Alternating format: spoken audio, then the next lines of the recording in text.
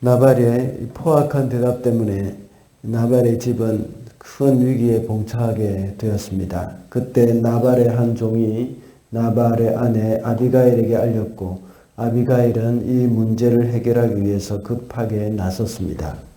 그래서 우리는 우리에게 어제 위기 극복의 지혜라는 제목으로 말씀을 살펴보았습니다.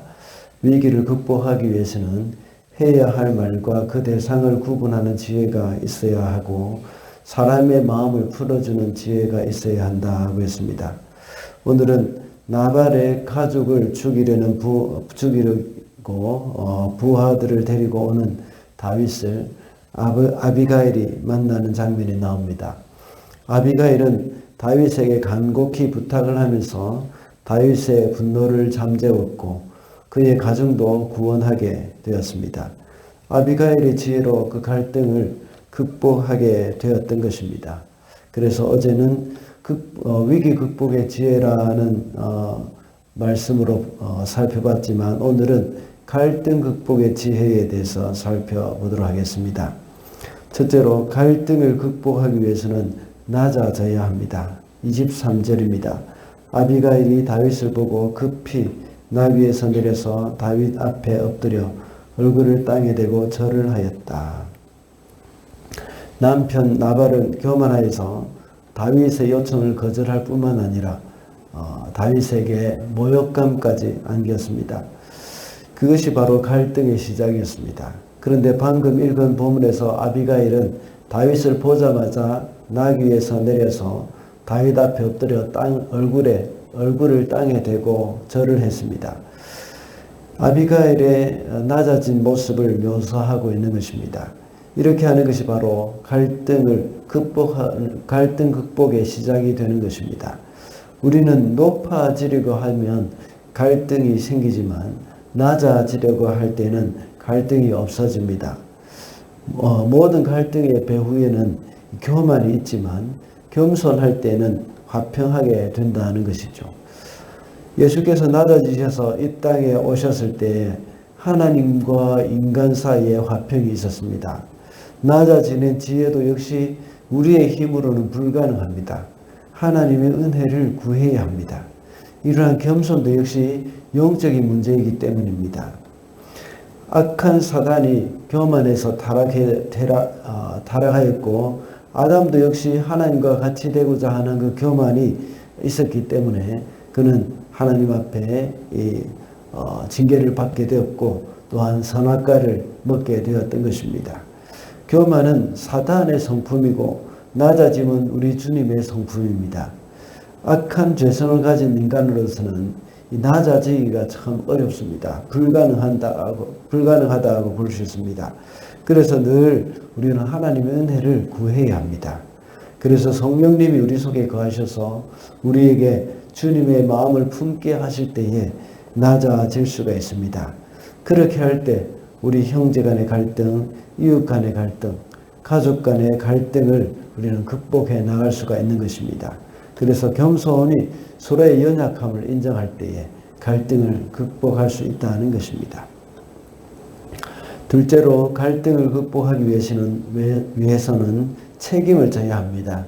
24절과 28절 상반절까지입니다. 제가 읽겠습니다.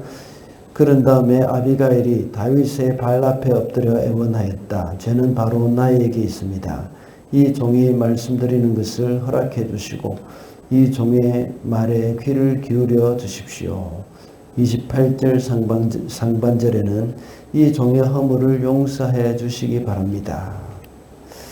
이렇게 기록되어 있습니다. 아비가일은 다윗 앞에 엎드려서 자신의 죄라고 말을 하고 있습니다. 그리고 28절 상반절에서도 자신의 허물을 용서해 달라고 말합니다. 다른 사람의 죄도 아니고 다른 사람의 탓도 아닌 자신의 탓으로 돌리고 있는 것입니다. 자기 남편이 행한 잘못에 대해서 자신이 책임을 지고 있는 그런 아비가일의 태도입니다. 결국은 이러한 책임지는 모습을 보면서 33절에서 다윗은 그 지혜를 칭찬하고 있습니다. 내가 슬기롭다고 말을 합니다. 그리고 나발을 죽이려는 그 다윗의 생각을 이제는 거두었습니다. 갈등을 극복하는 지혜는 바로 책임을 지는 자세라는 것입니다. 자기 자신이 내가 잘못했기 때문에 그것에 대해서 내가 책임을 지는 것이 아니라 남의 잘못에 대해서도 역시 책임을 질 때에 갈등은 해결이 된다는 겁니다. 아담이 선악과를 먹은 것에 대해서 하나님께서 말씀하셨을 때에 그냥 자신이 책임을 지고 용서해 달라고 했으면 아무 일도 없었을 것입니다. 그런데 아담은 하와의 핑계를 대었고 하와는 뱀의 핑계를 대었습니다. 우리가 갈등이 일어나는 것은 자신이 책임이 없고 상대방에게 책임이 있다고 생각하고 상대방에게 모든 책임을 전가시키기 때문에 생기는 것이 바로 갈등입니다. 서로 싸움이 일어나는 이유는 대부분이 다 너 때문에 그렇다는 그런 생각 때문이지 않습니까? 내가 이렇게 했기 때문에 이런 일이 일어났다 하고 말하는 그런 태도, 이것이 바로 갈등의 시작이라고 볼 수 있습니다. 그러나 내가 잘못했다 하고 말을 할 때에 이 싸움도 그치고 또 있던 갈등도 없어지게 되는 것입니다. 그러므로 이 책임지는 마음이 있을 때에 갈등을 극복할 수 있습니다. 마지막으로 갈등을 극복하기 위해서는 싸움의 대상을 알아야 합니다. 26절과 31절입니다. 장군께서 사람을 죽이시거나 몸소 원수를 갚지 못하도록 막아주신 분은 주님이십니다. 주님도 살아계시고 장군께서도 살아계십니다. 장군님의 원수들과 장군께 해를 끼치려고 하는 자들이 모두 나발과 같이 되기를 바랍니다. 31절입니다. 지금 공연히 사람을 죽이신다든지 몸소 원수를 갚으신다든지 하여 왕이 되실 때에 후회하시거나 마음에 걸리는 일이 없도록 하시기 바랍니다. 주님께서 그처럼 좋은 일을 장군께 베풀어 주시는 날 이 종을 기억해 주시기 바랍니다. 아비가일은 다윗이 직접 원수를 갚지 못하도록 하나님께서 막으셨다고 말을 하고 또 31절의 말씀과 같이 공연히 사람을 죽이는 일, 그리고 몸소 원수를 갚는다든지 왕이 되어 후회하거나 마음에 걸리는 일, 이런 일들을 언급을 하고 있습니다. 그 말은 이 적이 아니라 같은 동족에게 행하는 일로 말미암아서 다윗이 왕이 되었을 때에 걸림돌이 되거나 또는 이것으로 인하여서 후회하는 일이 없도록 해라는 그런 말을 하는 것입니다. 33절에 보면 다윗도 역시 아비가일의 이 말에 대해서 인정을 하고 있습니다. 이 분노했던 다윗은 물불을 가리지 않고 복수를 하려고 했지만 결국은 나발은 다윗의 동족이었습니다. 그 복수를 그 분노로 말미암아서 같은 동족을 죽이려고 했던 것입니다. 그것이 나중에 왕이 될 때에 자기의 동족을 해치려는 그 왕, 자기의 동족을 죽였던 그런 왕, 그 왕의 허물이 되어지는 것입니다. 더군다나 나발은 갈렙 족속이라고 했습니다. 이것은 갈렙은 유다 지파이지 않습니까? 그러면 다윗과 같은 지파 사람들이기도 합니다. 다윗이 분노할 때는 이렇게 같은 지파이며 같은 이스라엘 민족이라는 생각조차 하지 못합니다. 그저 분노 끝에 복수하고 원수를 갚고자 하는 그런 마음만 앞서게 되었던 것입니다. 그러나 그 싸움의 대상은 같은 동족이 아니라는 것을 기억을 해야 합니다. 그것을 기억하게 했던 것이 바로 아비가일의 조언이었던 것입니다. 그가 싸워야 할 대상은 가나안의 7 족속이었고 그때 당시에는 블레셋 족속이 가장 큰 주적이었죠. 다윗은 사울에게 쫓겨다녔지만 그 속에는 사울과 같은 요소가 있었던 것입니다. 사울은 가장 충성스러운 신하이자 사위인 다윗을 싸움의 대상으로 삼았습니다. 이성을 잃은 사람이었기 때문입니다. 이와 같이 이성을 잃은 다윗도 역시 그의 싸움의 대상이 그의 동족이며 같은 지파 사람을 싸움의 대상으로 여기고 있었던 것입니다.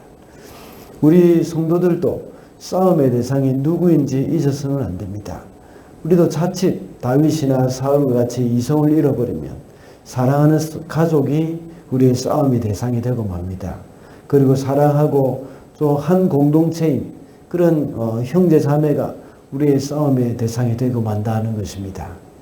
사도 바울은 에베소서 6장 12절에서 우리의 씨름은 혈과 육에 있지 않고 정사와 권세와 이 세상의 어두움의 주관자들 그리고 하늘에 있는 악한 영들이라고 했습니다.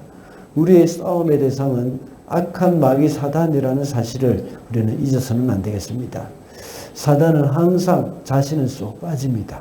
그리고 성도들이 자신과는 싸움을 하지 못하도록 하고 항상 사랑하는 사람들, 형제들과 가족들과 이렇게 싸움을 하도록 부추깁니다.